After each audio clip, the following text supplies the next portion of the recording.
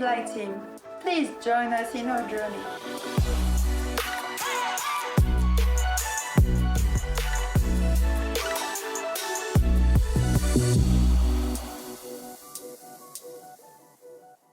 Nellie Bly was a New York City journalist who challenged Jules Verne's fictional character Phileas Fogg with a round trip around the world.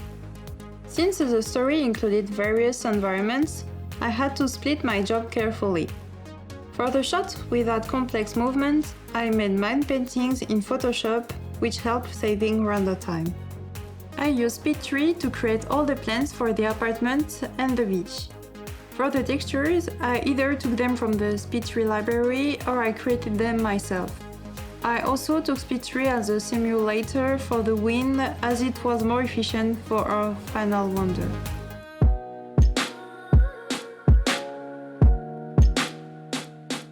During the pre-production, I took the responsibility to scout some historical-looking locations that matched what we envisioned instead of losing time creating them in 3D. The dynamic shot required a lot of gear preparation in order to execute the camera movements, after which we had to match a corresponding 3D layout based on the tracking. As compositors, we shared the work after the shoot and started on pre-comps by preparing the shots in advance for the final renders. This process consisted of keying, tracking, stabilizing, cleanup work, and lens effects.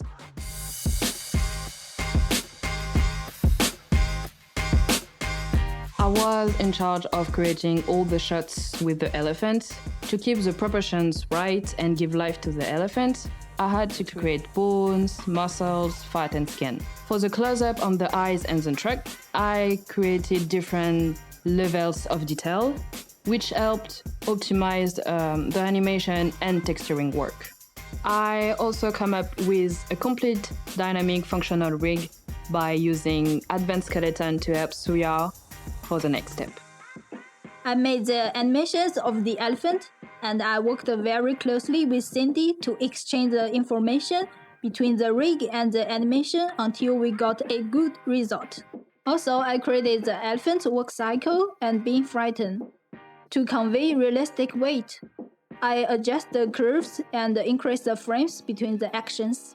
We use the copycat node in Nuke for its machine learning process to create an alpha and separate elements in the frame. For the profile view of the beach sequence, my main challenge was to combine the environment and the effects properly. For that, I used a 3D camera to create a mask that cropped the CK footage without losing resolution. I also used a lot of stock shots to add rhythm.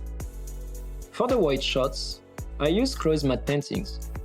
I composited them later using projections and tracking.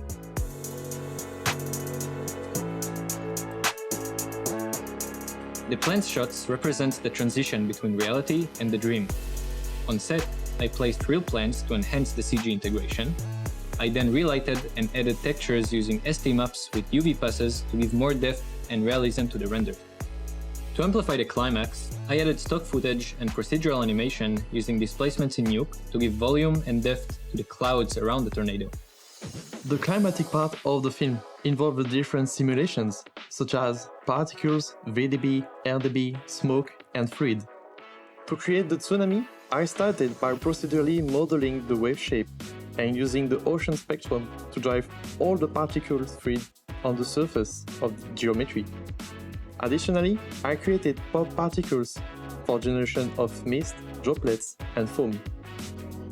For the tornado, I used references as well as scientific data.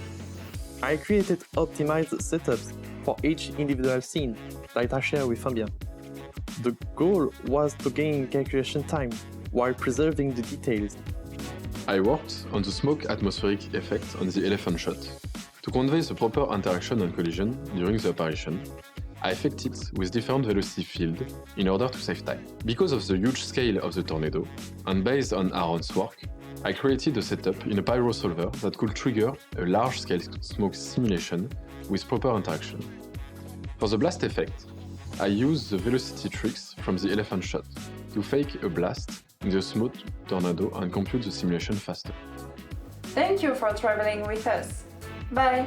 Bye.